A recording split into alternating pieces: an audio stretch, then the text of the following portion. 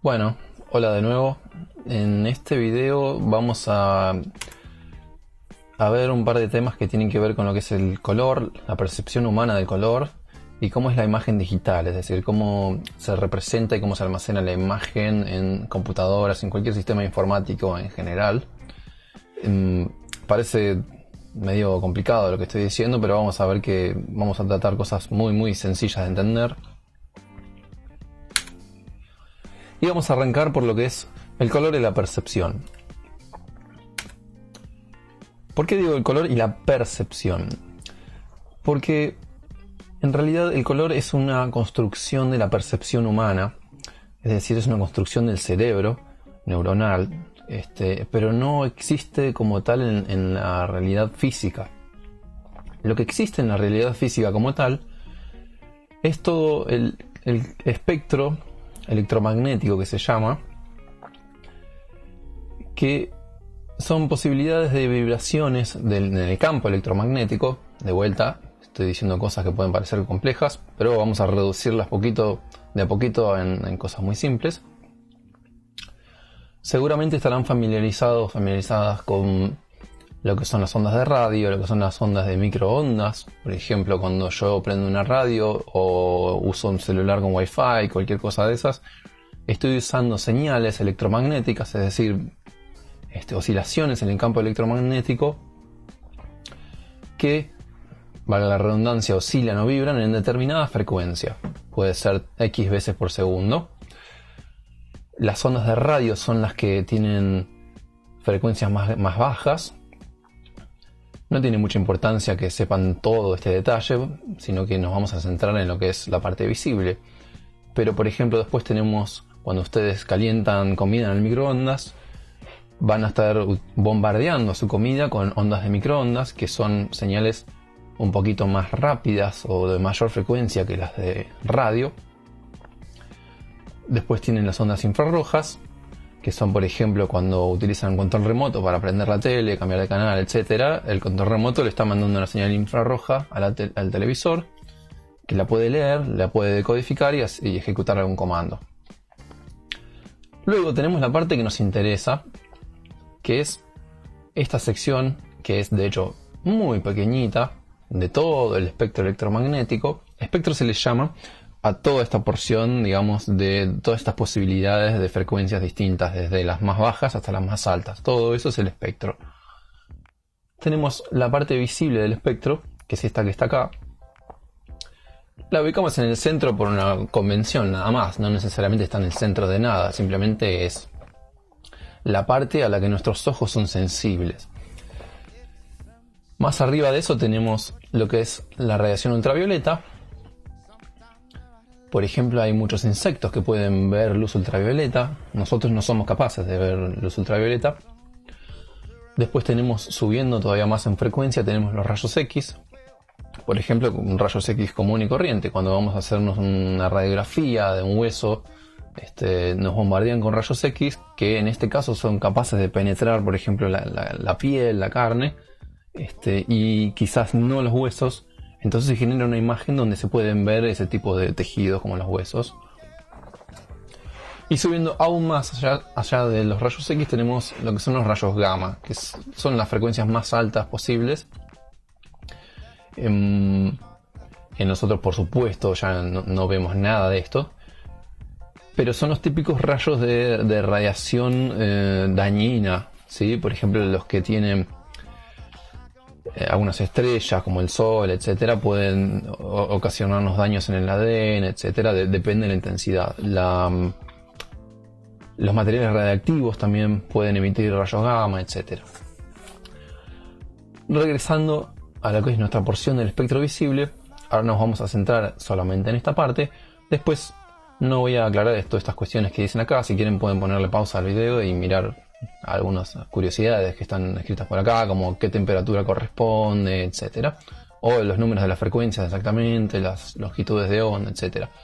Sí podemos decir que estas formas de onda tienen un tamaño determinado y que se corresponde aproximadamente con estas escalas que están dibujadas acá. Por ejemplo, las ondas más bajas, que son como las de radio, tienen tamaños más o menos similares, las oscilaciones tienen tamaños más o menos a edificios. Después pasamos llegando a microondas a tamaños de los humanos y algunos animales más pequeños. Ya yendo al infrarrojo tenemos tamaños muy chiquititos como la punta de una aguja. Y lo que es en la porción visible de la luz, estamos hablando de formas de onda con tamaños muy chiquititos, con longitudes de onda muy chiquititas, ya digamos microscópicas, etcétera. Y cuando seguimos subiendo de frecuencia, la longitud de onda cada vez es más chiquitita. De vuelta, no importa tanto este detalle porque ahora nosotros nos vamos a centrar específicamente en lo que es la porción de la luz visible. Probablemente hayan visto en algún lado este tipo de organización de los colores que está divididos en, bueno, por un lado los rojos, por otro lado los violetas y toda una gama intermedia de mezclas de estos colores, pasando por los verdes, etcétera, y todo lo que se corresponde con el arco iris, ¿sí? Más o menos se corresponde entre los 400 y 700 nanómetros, lo que decía recién del tamaño de la longitud de onda, que no nos importa en realidad para la materia, pero solo una curiosidad. Lo que nos va a importar es que, justamente como decía al principio, el color es una percepción humana. Lo que existe en la naturaleza son simplemente estas oscilaciones en el campo electromagnético que realmente no tienen, digamos, una frecuencia de 600 nanómetros. No es verde. Verde es algo que asigna nuestro cerebro, que podría tener cualquier nombre inclusive. Por eso decimos que el color es una impresión producida por un tono de luz en los órganos visuales, es decir, los ojos. Y ahora vamos a hablar un poquito más de detalle de ese tema. O más exactamente, es una percepción visual que se genera en el cerebro de los humanos y otros animales cuando interpretan las señales nerviosas que llegan a través de los fotorreceptores, que es decir, son unas células que están en los ojos, están específicamente en la retina. A su vez el cerebro interpreta y distingue estas distintas longitudes de onda y nos da una sensación de un determinado color, según qué parte del espectro electromagnético sea excitado. En todo esto que estamos diciendo de la luz, siempre se puede hacer un paralelo en cómo funciona también el sonido. De esa manera podemos pensar también en lo que es superposiciones de distintas frecuencias de luz y podemos llamarlo síntesis aditiva, ¿sí? Es una teoría aditiva del color en el que el blanco resulta de la superposición de todos los colores al mismo tiempo, ¿sí? Probablemente hayan escuchado alguna vez esta noción de que al superponer todos los colores a la vez formamos el blanco, siempre que hablamos de luz, ¿sí? Porque ahora vamos a pasar al otro sistema, que es, por ejemplo, hablando de pigmentos como la témpera, marcadores, etc. Mientras que el negro en este caso sería la ausencia de luz, total ausencia de luz. Yo apago todas las luces y voy a obtener un color negro, digamos, ¿no? Y luego tenemos lo que sería el modelo opuesto, o en realidad el complementario de la síntesis aditiva, que es la síntesis sustractiva del color. Podemos llamar modelo sustractivo, que es cuando mezclamos, por ejemplo, pigmentos. Generalmente, por ejemplo, las impresoras de chorro de tinta o las imprentas trabajan con tres colores que son el cian, el magenta y el amarillo, que al mezclarlos se resta, digamos, la luz que logran reflejar, y en definitiva, si no tenemos ninguno, vamos a ver el color de fondo, que generalmente es el blanco, es un papel que está de fondo. Y si mezclamos los tres colores vamos a obtener un negro, porque absorben todas las distintas longitudes de onda y no se refleja ninguna, entonces nuestros ojos ven el negro. Esto también pasa cuando mezclamos, por ejemplo, témperas, etc. Decíamos recién que el color es una percepción del ojo humano, y acá viene algo muy importante, que es cómo funciona el ojo en relación a qué tipos de frecuencias vamos a ver. Que, como vemos en este gráfico acá, nuestros ojos tienen básicamente 4 tipos de células receptoras del color. En realidad 3. Tenemos, por un lado, esta línea punteada que está acá en el medio, que se corresponde con lo que son los bastoncillos, se les llama, que son células que son muy sensibles a distintos cambios de brillo, ¿sí? Distintas intensidades de luminosidad, que podríamos decirlo de una manera quizás en criollo, que es lo que ve como blanco y negro, ¿sí? Este tipo de células. En realidad no es cierto, no ve en blanco y negro, sino que ve distintos grados de luminosidad. Es lo que nos permite, por ejemplo, ver en situaciones oscuras, ¿sí? Cuando hay poca luz, estas células son las que están con mejor sensibilidad y podemos distinguir algunas cosas. Probablemente no tan bien como otros animales, como un gato, etcétera, que tengan mejores receptores en esas condiciones. Pero podemos ver acá que este tipo de células son sensibles en la porción aproximadamente del cian y el verde, ¿sí? Que es donde nuestros ojos son más sensibles a la luz en general. Después tenemos otros tres tipos de células que son los que en realidad más nos van a importar, que son esta de acá, azul, verde y rojo, que se llaman conos. Tenemos tres tipos de conos que van a ser sensibles aproximadamente a la luz entre azul y violeta. No es realmente azul, pero es un intermedio. Luego tenemos uno que es aproximadamente sensible a la luz verde.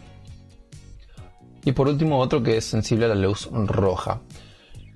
Pero podrán notar que esto no son, digamos, líneas rectas, filosas, que dicen, bueno, esta célula es sensible al azul y esta célula es sensible al rojo. Sino que, de hecho, tienen unas curvas bastante poco perfectas y de hecho se mezclan entre ellas. Si nos fijamos acá, la verde y la roja se cruzan mucho y tienen mucha distancia con lo que es la parte del azul, ¿sí? Ahora, hay una curiosidad en todo esto, claro. Ustedes me pueden decir, muy lindo con un tono puro, una luz pura, digamos, de un solo color. Pero ¿qué pasa si mi ojo recibe de pronto más de una frecuencia al mismo tiempo? ¿Sí? Que de hecho no es común en la naturaleza recibir que los ojos reciban una sola frecuencia pura de luz y nada más, como por ejemplo una muy roja acá, perfectamente roja. En realidad en la práctica eso no es tan común. Normalmente nosotros recibimos una multitud de distintas frecuencias mezcladas en distintas intensidades según cómo da la luz, etc. Por ejemplo, ¿qué pasaría si yo recibo una frecuencia más o menos alrededor acá del 600, ¿sí? Una línea por acá, y al mismo tiempo en 500, digamos, ¿no? Como para poner un ejemplo.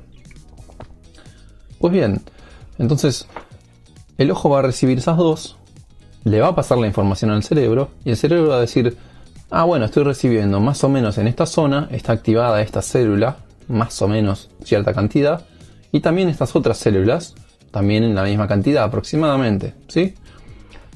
El cerebro simplemente va a hacer una especie de promedio, y va a decir, listo, entre esto y esto, el promedio es más o menos por acá, ¿sí? Y lo que va a hacer es decidir que el color que percibe va a ser aproximadamente lo que quede en el medio según las distintas intensidades de ambas, más corrido para un lado, más corrido por el otro, que en este caso vendría a ser algo así como un amarillo, ¿sí? Que sería lo que está entre el verde y el rojo, más o menos, ¿sí?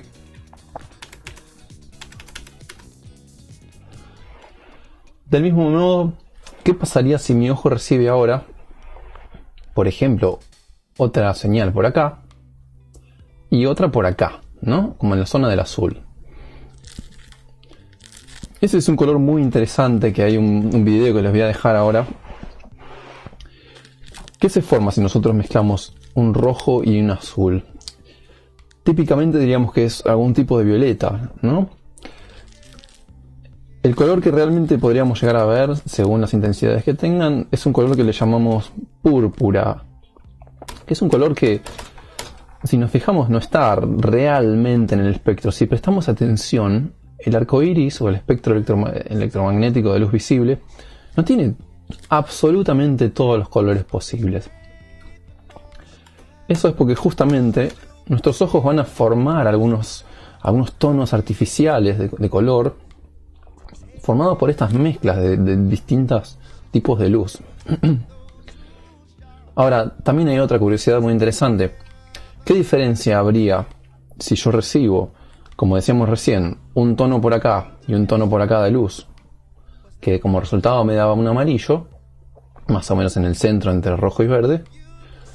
O, comparándolo, ¿qué pasaría si yo recibo una sola señal en el mismo lugar que ese promedio en donde antes tenía dos, digamos una señal por acá?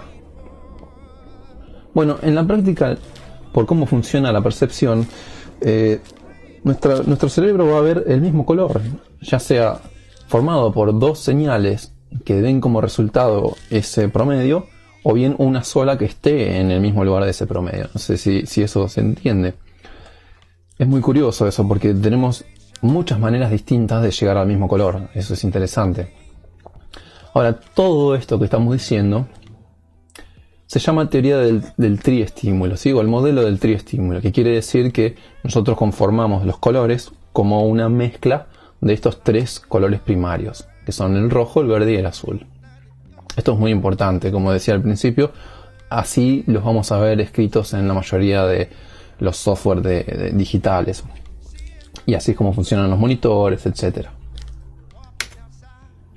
Acá les dejo dos videos bastante interesantes sobre este tema.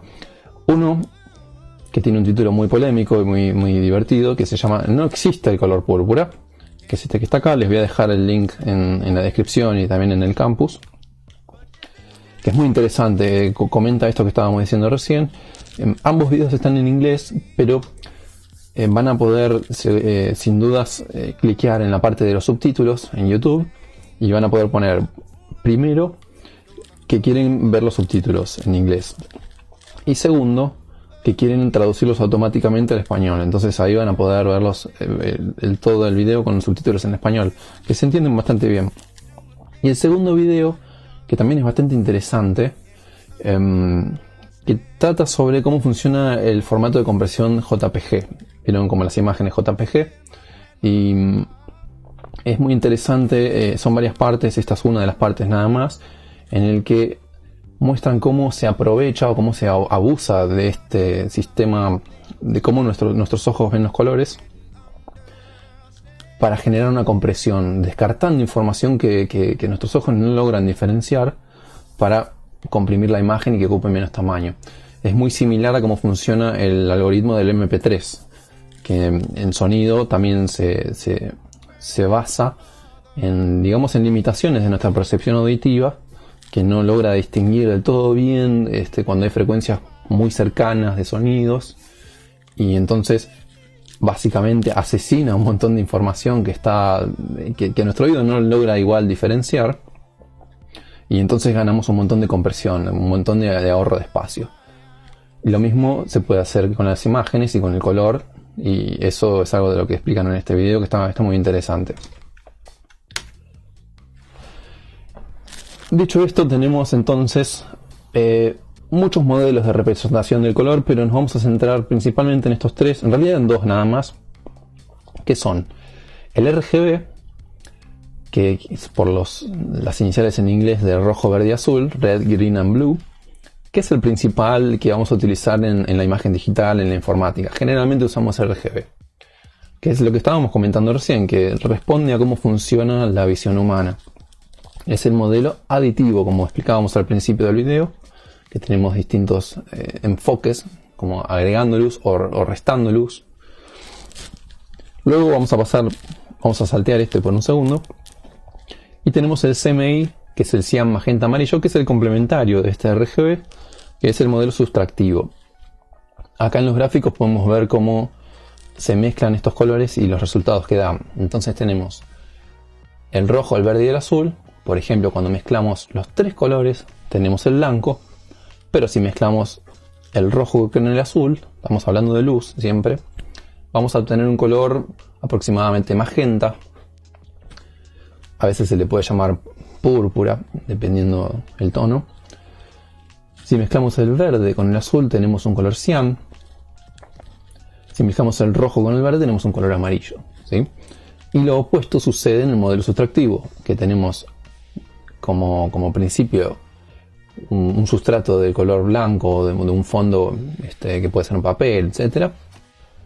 Y por ejemplo, si agregamos los tres colores, digamos los tres colores complementarios del RGB, que son el cian, el magenta y el amarillo, los que mencionábamos recién acá, vamos a obtener un color negro, es decir, estamos no dejando reflejar ninguna frecuencia de luz a lo que estamos viendo, ¿sí? Entonces vamos a ver un negro.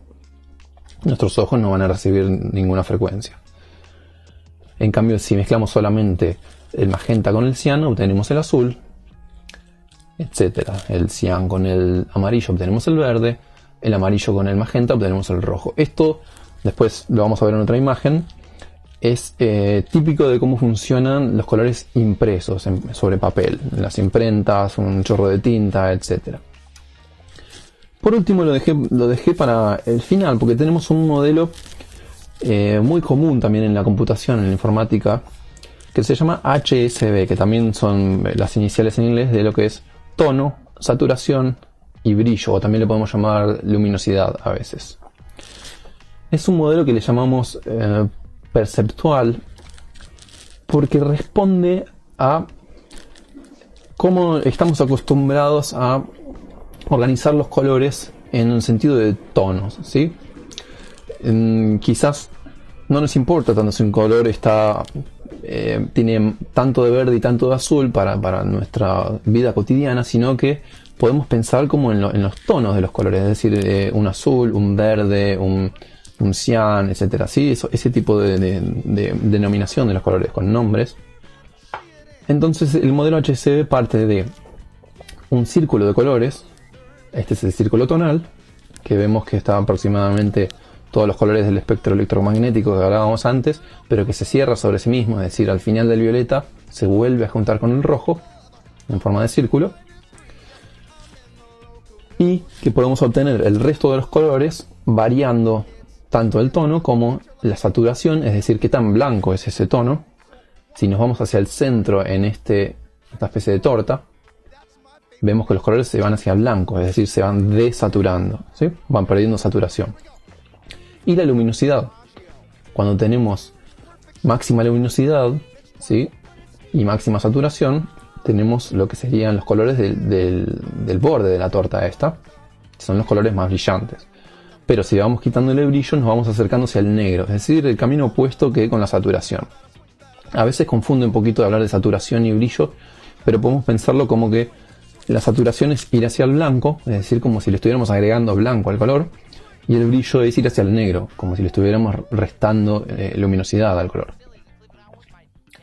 Y este es un modelo de color que es relativamente artificial, porque no responde, digamos, a cómo es la organización de las células y la visión humana, pero es muy fácil, es muy útil para algunas circunstancias. Y probablemente lo usemos bastante durante la materia, porque nos va a permitir, por ejemplo, variar un solo valor, por ejemplo el del tono, y recorrer un montón de colores variando solamente el tono, cosa que con el modelo RGB no podríamos hacer tan fácil. Si yo solamente varío el rojo, solamente voy a tener variantes de rojos o, digamos, de colores que se formen o con rojo o con verde y azul al mismo tiempo, ¿sí? En cambio, con el modelo HSV, variando solamente el tono, puedo recorrer todo el círculo cromático. Y acá tenemos algo interesante para ver, quizás hayan visto en algún momento, es un zoom, digamos una ampliación de lo que es una pantalla LCD cualquiera, como puede ser el monitor o la pantalla de un celular, etc. Y vemos como las zonas que en realidad uno piensa que son, por ejemplo, un color blanco, en realidad están formadas por tres diminutas lucecitas de estos tres colores primarios, que se van a encender en distintas intensidades, justamente como hablábamos recién, para dar un color como resultado, un color específico. Nosotros, al verlo de lejos y no tener tanto detalle, tanto zoom en nuestra propia vista, vemos todo esto mezclado. Entonces, vamos a encontrar que de donde están prendidos los tres colores al mismo tiempo, al alejarnos y verlo mezclados, vamos a ver un blanco. Y donde no hay ninguno prendido, justamente vemos un negro. Y así cualquier combinación del resto de los colores. Acá tenemos curiosamente la palabra RGB formada con rojo, verde y azul, y vemos muy clarito cómo se ven cada uno de los píxeles formados por 3 colores, ¿sí? Después vamos a hablar un poquito de lo que son los píxeles, pero vemos que cada celda contiene 3 colores, y si queremos ver un color rojo, vemos que solamente están prendidos los rojos, ¿sí?, de estas celdas. Si queremos ver el verde, están prendidos los verdes, y el azul están prendidos los azules. En el resto están prendidos los 3. Como tenemos tanta ampliación, podemos ver y diferenciar los 3 colores, pero si nos alejáramos mucho, podríamos difuminar eso y verlo como un blanco. Acá tenemos una ampliación de lo que era el modelo que les comentaba recién, de tono, saturación y brillo. Simplemente la misma torta que hablábamos recién, que yéndonos hacia abajo en brillo vamos hacia el negro, yéndonos hacia arriba en la saturación hacia abajo en la saturación vamos hacia el blanco. Y tenemos después el tono, que es básicamente un círculo cromático, ¿sí?, que muchas veces se lo representa con un ángulo que representa, digamos, un círculo completo, ¿sí?, una vuelta de 360 grados. Generalmente se lo representa así. Lo van a poder ver quizás en el Paint, en el Photoshop, etcétera. Seguramente si buscan para elegir los colores van a tener estos distintos modos de color, y uno de ellos va a ser el HSB, que como les decía es muy útil para esto, para tener distintos tonos con un solo valor, variando solamente el ángulo. Pero no piensen en ángulo, sino que piensen que es un círculo, que nos situamos en algún punto del círculo. Y por último, el modelo CMYK. A veces en la imprenta de verdad se le llama CMYK, que quiere decir cian, magenta, amarillo, y K es el negro. Esto tiene que ver con que las tintas reales no son perfectas. Entonces si mezclamos las 3 tintas resulta un negro, pero es un negro un poquito amarronado, un poquito lavado. Y para obtener un negro intenso se agrega una 4ª tinta, que es justamente la negra. Pero es solo una cuestión de cómo funcionan las imprentas. Realmente, digamos, en lo que es la teoría, el modelo necesita estos 3 colores nada más. Acá podemos ver un detalle con Yuri Gagarin, que si no me equivoco es el primer hombre que fue al espacio. Y vemos, esto es una ampliación de una impresión en una revista, ¿sí? Y probablemente hayan visto, si vieron con una lupa alguna vez una revista, que está conformada con estos puntitos de colores. Y justamente si hacemos un zoom vamos a ver que son estos 3 colores primarios del modelo CMYK que van conformando, digamos, todo el resto de los tonos, ¿sí?, solamente mezclando estos 3. En este caso, entre comillas, las intensidades están dadas por los tamaños de los circulitos, ¿sí? Acá vemos más chico, que se aprecia la imagen sin tanto zoom, ¿no? Bien. Ahora vamos a abandonar por un ratito el tema del todo este engorroso de la física, del color y de la biología, etcétera. Vamos a hablar un poquito más de lo que es directamente cómo se almacena y cómo se trata la imagen en una computadora o en algún sistema digital.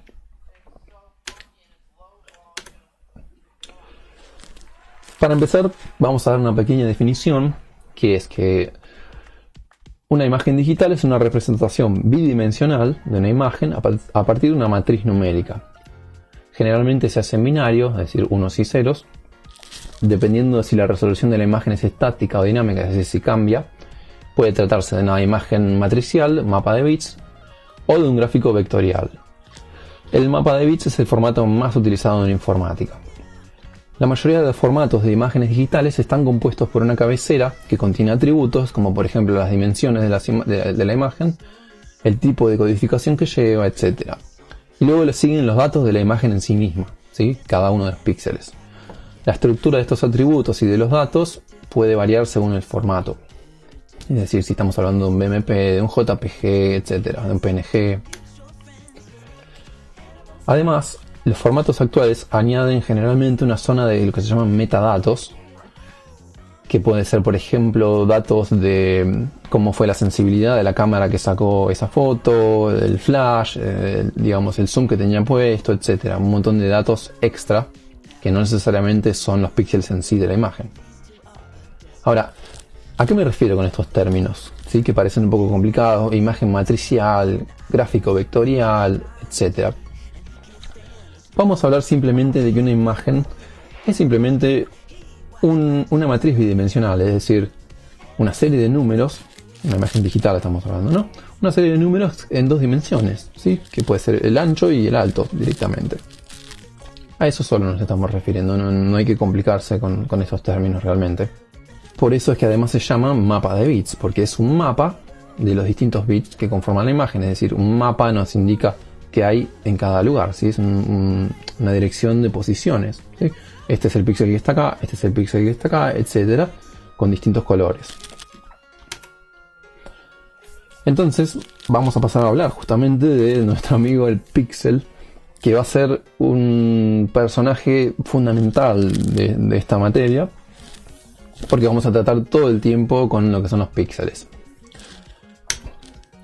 En la imagen digital, un píxel, que es el acrónimo de Picture Element, es la menor unidad homogénea en color que forma parte de una imagen. ¿Qué quiere decir homogénea en color? Que es la parte más chica que yo puedo dividir que es del mismo color, ¿sí? Es decir, si yo tomo todo un bloque así como estoy señalando acá, no hay un solo color, hay muchos colores, ¿sí? Entonces eso no es un píxel. Un píxel va a ser la parte más chica que yo puedo tomar y que tenga un mismo color, como por ejemplo este que estoy señalando ahora, o uno de estos, etc. Los píxeles los vamos a situar en una grilla de dos dimensiones, es decir, una grilla ancho y alto. Frecuentemente se los representa como cuadrados, a veces círculos, dependiendo de la circunstancia. Cada uno va a ser una muestra, ¿sí? Una muestra de la imagen original, ¿sí? Cada uno va a ser un pedacito tomado de una imagen original. Por lo que típicamente al tener mayor cantidad de muestras, se obtiene una representación más precisa de la misma, es decir, lo que llamamos tener más resolución. La intensidad de cada píxel puede ser variable. Si son sistemas a color, por lo general cada uno posee tres componentes, que va a ser el componente rojo, el verde y el azul, que es lo que estábamos hablando hace un rato. Bien, acá tenemos un par de dibujos representados como mapas de bits o grillas, ¿sí? En primer caso tenemos un dibujo simple, que es el gato Félix, y que está dibujado con píxeles de solamente dos posibilidades, o blanco o negro. Acá vemos esta misma imagen, no sé si se va a llegar a notar bien en el video de YouTube, pero tenemos los unos y los ceros en el lugar de lo que antes era el blanco y el negro, ¿sí? Que es básicamente cómo estamos representando esta imagen adentro de la computadora, ¿sí? Como números, como unos y ceros. Ahora, no necesariamente tenemos que tener una imagen monocromática, de blanco y negro. Podemos llegar a tener imágenes con más colores o más tonos. Por ejemplo, en este caso tenemos una escala de grises. No hay ya blanco y negro, sino que hay algunos grises. Y podemos almacenar la misma imagen como números, ¿sí? Con valores intermedios. No necesariamente ya es 1 o 0. Entonces vemos acá que tenemos 0,5, 1, 0,6, 0,9, etc. Si uno alejara un poco la vista, incluso hasta podría distinguir acá la figura de la A, de la letra A. Un poco difícil, pero por ahí se podría. De hecho vemos que donde está la parte más negra de la A, tenemos mayormente ceros, números 0, ¿sí? Que son toda esta zona que estoy señalando. Hay aproximadamente ceros en la parte negra. Donde está la parte blanca, tenemos unos. Y después todos los grises intermedios. Acá tenemos otro detalle, ¿sí? Lo mismo, porque podemos almacenar o pensar de distintas maneras estos números. En este caso son del 0 al 1 con decimales, pero pueden ser con otros tipos de datos, que ya vamos a hablar de eso. En este caso son números de entre 0 y 255. Y tenemos la misma situación, nada más que con otro sistema de numeración.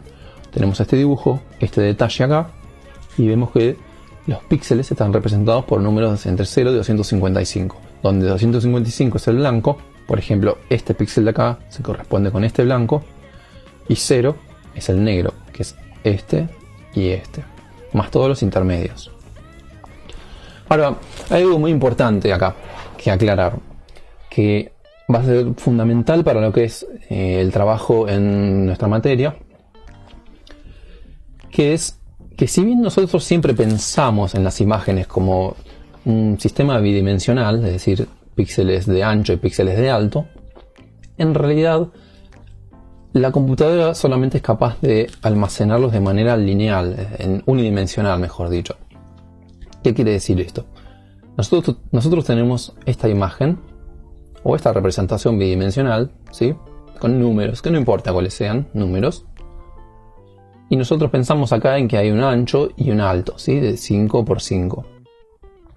Pero la computadora no los va a almacenar así. Cuando los guarde en memoria, en el disco rígido, en donde sea, los va a guardar uno al lado del otro, ¿sí?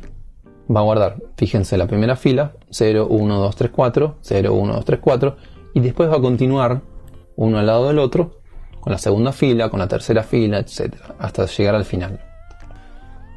Esto es importante porque no siempre nos vamos a encontrar los datos cuando querramos hacer algunos tipos de procesos como ancho y alto. Aunque por lo general sí, y vamos a tratar en la materia de ir por el camino fácil y no complicarnos con estas cosas. Pero sepamos que en el fondo funciona así y que si lo necesitamos por alguna razón podemos acceder a los datos de esta manera.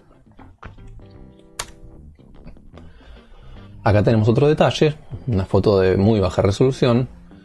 ¿Sí? Lo mismo que estábamos comentando recién, una escala de grises con distintos números que representan esos colores. En este caso son escala de grises, pero siguen siendo colores. Y acá sí tenemos una imagen a color. ¿Qué pasa con la imagen a color? Decíamos que la representamos con más de un canal, ¿sí?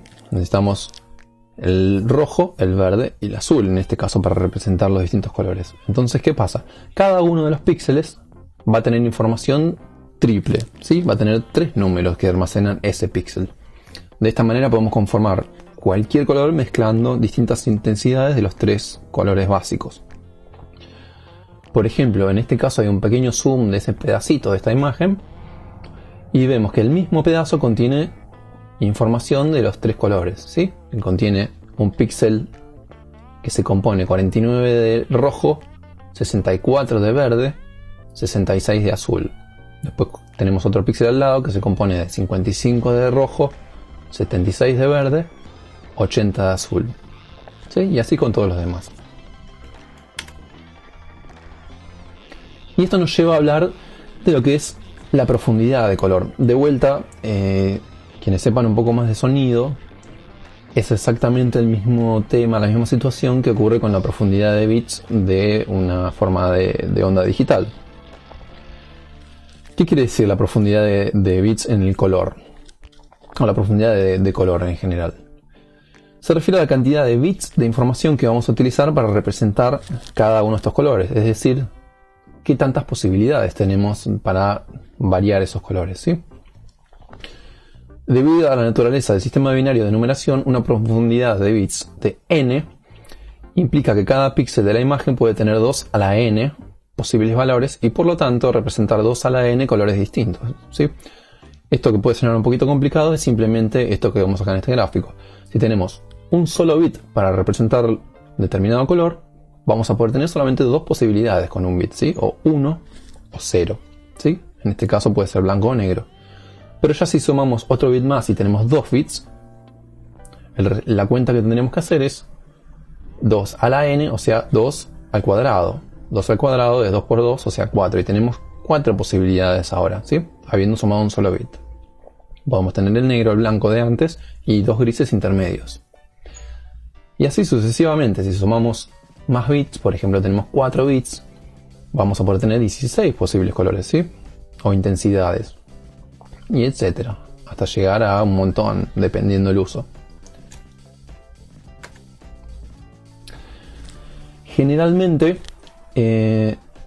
las profundidades de color que vamos a encontrar en lo cotidiano van a ser 24 bits o a veces 32 bits, dependiendo del uso y qué tipo de imagen sea.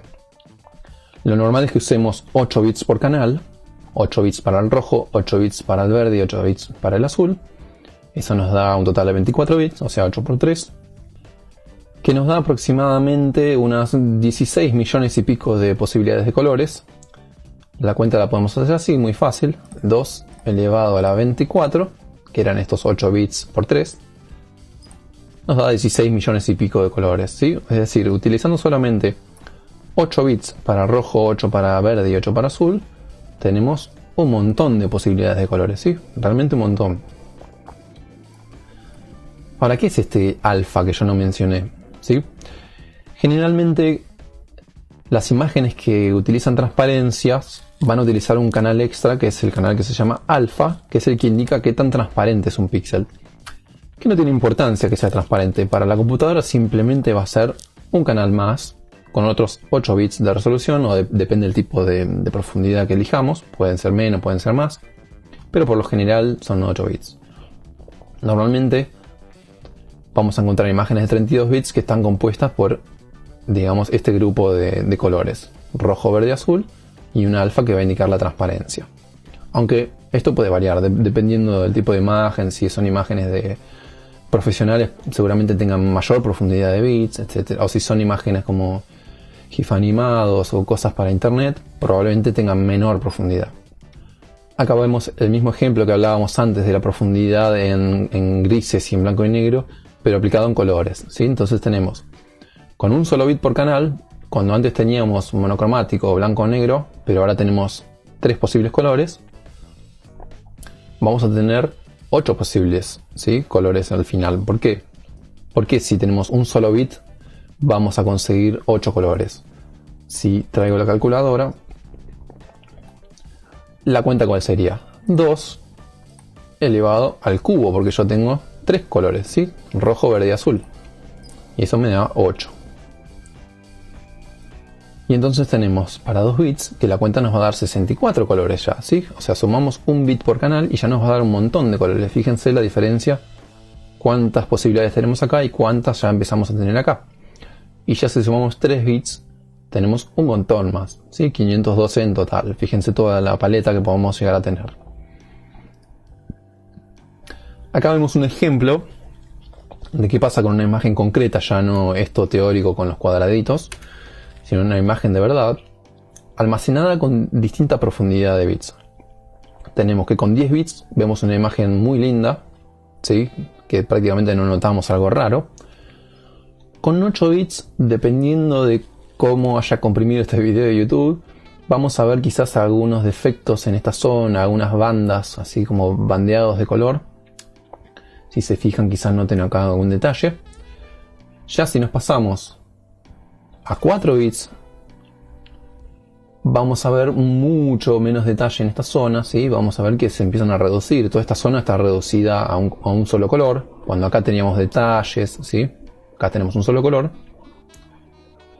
Pero si ya nos pasamos a 1 bit, tenemos directamente o un color o el otro color y nada más, ¿sí? En este caso está representado con un verde, porque está tomando, digamos, interpretando que este fondo es verde, y lo más parecido que tiene con 1 bit para representar esta imagen es este verde, porque realmente no tiene otro, como veíamos en este caso, ¿sí? Si yo tengo que elegir algún verde, y tengo uno solo acá para elegir. Por eso la imagen me queda de esta manera. Bien, ahora vamos a pasar a otro tema, ya terminando este video, que tiene que ver con qué ocurre cuando yo quiero representar una imagen X, no importa, pero tengo una cantidad limitada de píxeles. Es decir, siempre, porque nunca voy a tener una cantidad infinita de píxeles para representar alguna imagen, ¿sí? Siempre voy a tener una cantidad limitada. No importa cuánto, puede ser mucha, pero siempre va a estar limitada. Supongamos que yo tengo este círculo, que lo pude haber dibujado en un papel, en una pared, no importa, y lo quiero representar como una serie de píxeles, ¿sí?, bidimensional, en este caso de 12 por 12 píxeles, pero podría ser otro tamaño, no importa. ¿Qué ocurre? Yo realmente no tengo suficientes píxeles para representar el borde bonito y redondo de este círculo, sino que voy a tener que hacer algunas elecciones, ¿sí?, algunas decisiones. Voy a decir, bueno, este píxel de acá lo pinto de negro, porque claramente es negro. Este píxel de la esquina lo pinto de blanco, porque claramente es blanco. Pero ¿qué pasa? con los píxeles que están en el medio, ¿sí? En el borde, en todo el contorno del círculo. Vamos a ver que están un poco y un poco. Algunos están más negros, algunos están más blancos, pero no hay una decisión pura y precisa. Yo puedo tomar algún criterio, por ejemplo, decir, bueno, si está más negro que blanco, lo pinto de negro. O si está más blanco que negro, lo pinto de blanco, ¿sí? Como por ejemplo, este píxel de acá está casi todo negro. Entonces, bueno, lo voy a pintar de negro o de blanco, no importa. Y puedo ir tomando decisiones. Lo importante es que al final de todas esas decisiones yo voy a obtener un resultado como este. En este caso que está acá.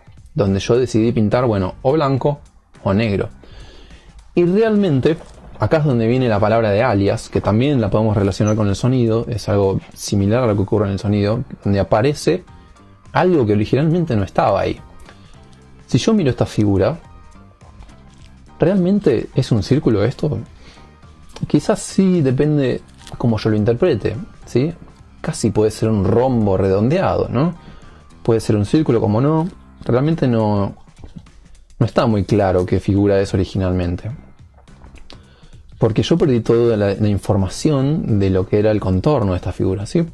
Porque estoy usando una cantidad limitada de píxeles.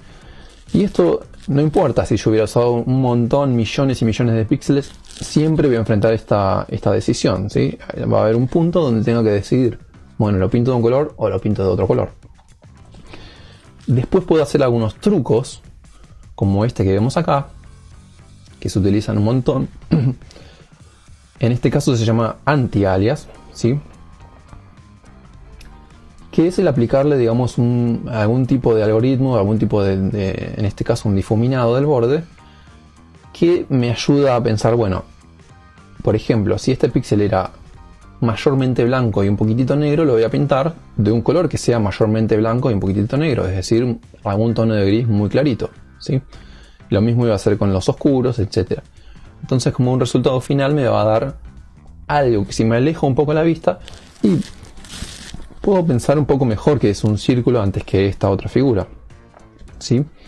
Bueno, este proceso se llama anti-alias, que es el de, bueno, jugar con los contornos y con los tonos intermedios para que la figura resultante simule un poco ser la que era de origen, ¿sí?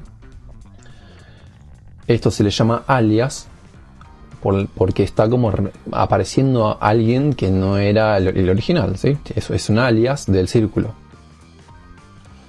Acá vemos el mismo ejemplo pero aplicado en líneas, ¿sí? Vemos acá la línea muy pixelada. Por ejemplo, yo quiero trazar una línea que va desde acá hasta acá. No tengo suficientes píxeles para hacer una línea perfectamente inclinada, sino que voy a ver estos escalonados que vemos acá, ¿sí? Lo vemos acá. Acá al principio también hay un poquito de escalonado, etc. Yo le puedo aplicar esto que estábamos hablando recién de anti-alias y, digamos, ayudar un poco a la ilusión de que esta línea realmente es una línea diagonal, ¿sí? Ahora, si yo aumento la cantidad de anti-alias, es decir, empiezo a borronear un poquito más el borde, vamos a ver que esta línea se parece mucho más a una línea diagonal, ¿sí? Si yo me alejo un poquito la vista, realmente pienso que es una línea pura que se va moviendo hacia abajo, ¿sí? En cambio, en este caso, bueno, yo veo como una línea en tres partes, ¿sí? Que está escalonada. Y en este caso no me doy cuenta tanto de eso y usando la misma cantidad de píxeles. Lo mismo lo podemos ver acá en este ejemplo a color, que pasa exactamente lo mismo que en este círculo, ¿sí? Si yo tengo este fragmento, cuando utilizo solamente dos colores, obtengo este alias y ven que esto sí parece un rombo, un cuadrado girado o algo así, no parece un círculo. Si yo aplico un poco de anti-alias y me alejo un poco, bueno, sí, puede ser que parezca más un círculo que esta. Acá vemos ya un dibujo más realista, digamos, ¿no? De cómo se aplica este tema del anti-alias. Vemos la misma imagen con la misma cantidad de píxeles, aunque no parezca, solamente que la de la derecha tiene aplicado un anti-alias, ¿sí? Es decir, donde acá veo escalonados, acá estoy utilizando colores intermedios para borronear un poco esos escalonados, que no se noten tanto y disimularlos de alguna forma, ¿sí? Parece que la imagen fuera más suave, más fluida. Esto es algo que cuando trabajemos en P5 vamos a ver bastante, pero por lo general no nos vamos a tener que preocupar por eso, porque lo va a hacer el programa por nosotros, o a lo sumo vamos a elegir a propósito por una cuestión quizás estética, por algún criterio artístico, elegir que tenga o no tenga anti-alias a algún momento o algún fragmento de nuestras imágenes. Bien, y ahora sí, el último tema de este video, para ir terminando. Lo más importante, quizás, ¿no? ¿Qué pasa con la imagen en movimiento? Porque hasta ahora hablamos todo de imágenes fijas, de qué pasa con el píxel, qué pasa con el anti-alias, el color, etcétera, etcétera. Quizás parezca algo obvio, ¿no? Hablar del tema de imagen en movimiento. Cualquiera puede pensar, y sí, claro, como en las películas, en el cine, que va pasando cuadro tras cuadro y eso genera la imagen en movimiento. Y estarían en lo cierto, absolutamente. Nuestro cerebro va a formar una ilusión de imagen en movimiento a medida que se sucedan distintas imágenes que interprete como relacionadas una con otra, ¿sí? Por ejemplo, una cosa que se va moviendo. Después vamos a charlar durante el resto de la materia sobre, por ejemplo, qué pasa con la cantidad de cuadros por segundo, con este tema de que necesitamos aproximadamente 20-30 cuadros por segundo para notar un movimiento más o menos fluido. Con menos cuadros por segundo podemos ver movimiento, pero lo vamos a notar como trabado o escalonado. Con más cuadros por segundo vamos a notar un movimiento mucho más natural, quizás, ¿sí? Cuando nos acercamos a los 60 y más cuadros por segundo. Pero al principio es que vamos a necesitar una sucesión de imágenes, básicamente, ¿sí? Ahora, en realidad, lo que me gustaría resaltar en este punto, porque esta cuestión de la sucesión de cuadros más o menos creo que es como un conocimiento general, ¿no? De haber visto películas, etc. Pero lo que me gustaría resaltar es que así sea un videojuego de última generación que tenga reflejos, que tenga iluminación, que tenga sombras, que tenga todo un montón de detalles, en 3 dimensiones además, o sea la pantalla del Word o del Sibelius o de nuestro celular o cualquier imagen en movimiento como esta que está acá. A ver, ahí me veo adelante del vórtice. Lo importante es que siempre en algún punto de todo, digamos, de toda la cadena informática de procesamiento de toda esta información de píxeles, etcétera, en algún momento alguien le va a tener que indicar a nuestro monitor, a nuestra pantalla, mirá, tenés que pintar este píxel de este color, el píxel del lado de este otro color, el píxel del lado de este otro color, etcétera, etcétera, ¿sí? Es decir, constantemente se le está pasando información a la placa de video y la placa de video al monitor, o algo similar ocurre en un celular, etcétera, diciéndole a la pantalla de qué color tiene que ser cada píxel en cada momento. ¿A qué voy con esto? Que en realidad, para lo que vemos en la pantalla, la computadora no tiene idea que, o mejor dicho, el monitor no tiene idea que esto es una luz, el sable láser, que acá está mi cursor, ¿sí? O que este vórtice se va moviendo para allá. No tiene idea realmente el monitor de eso, ni que las letras atrás de Matrix se van moviendo. Lo único que sabe es de qué color tiene que ser cada píxel en cada momento, ¿sí? Esto es lo fundamental que vamos a tener que manipular nosotros a mano durante nuestros trabajos que hagamos con P5. Y aparte, así es como funciona absolutamente todo, sin importar que sea un juego de última generación o el de la viborita del celular. Siempre es una cuestión de qué color es cada píxel en cada momento, ¿sí? Por ejemplo, yo voy a ir al navegador y tengo acá preparado un pequeño dibujo muy simple en que voy a dibujar una línea. Acá, una línea en medio de la pantalla esta negra. Entonces voy a borrar esto y tengo acá una línea, ¿sí? Muy sencilla. Ahora, nosotros entendemos que eso es una línea. La computadora realmente no sabe que acá hay una línea. Lo único que sabe es que este píxel es negro, este píxel es negro, este es negro, este es negro, este es negro. Este píxel es blanco, ¿sí?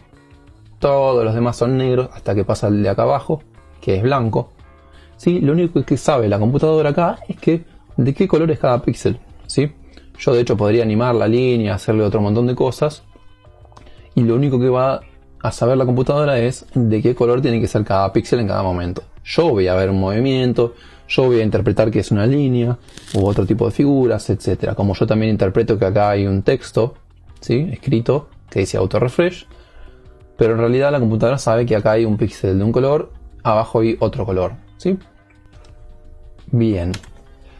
Para terminar les dejo este video que está muy interesante también, que es cortito, es muy cortito realmente, que es una filmación en cámara lenta de una pantalla LCD, es un televisor de última generación, creo que es un televisor 4K, pero está hecho en cámara lenta y se ve claramente cómo el televisor actualiza cuadro a cuadro la imagen, ¿sí?, como van los píxeles cambiando cuadro a cuadro. Está muy interesante, así que mírenlo, pero es muy cortito además. Así que bueno, con eso terminamos este video. Espero que les sirva como una introducción, aunque sea quizás un poco denso de algunos temas. No es algo que vamos a necesitar, digamos, dominar de memoria ni nada. Es simplemente tener un pantallazo general de algunas cosas que nos va a venir útil tener una noción cuando empecemos a trabajar y meter mano en el código. Y por ejemplo decirle al P5 que dibuje una carita sonriente, una línea, cualquier cosa, ¿sí? Que vamos a tener que manipular este tipo de información que estábamos charlando recién. Por ejemplo, cómo conformo un determinado color. Si yo quiero que algo se pinte de fucsia, cómo puedo generar un fucsia. Si yo quiero que un circulito se mueva de un lado al otro, cómo puedo hacer que ese circulito aparezca, ¿sí?, cuadro por cuadro, vaya moviéndose.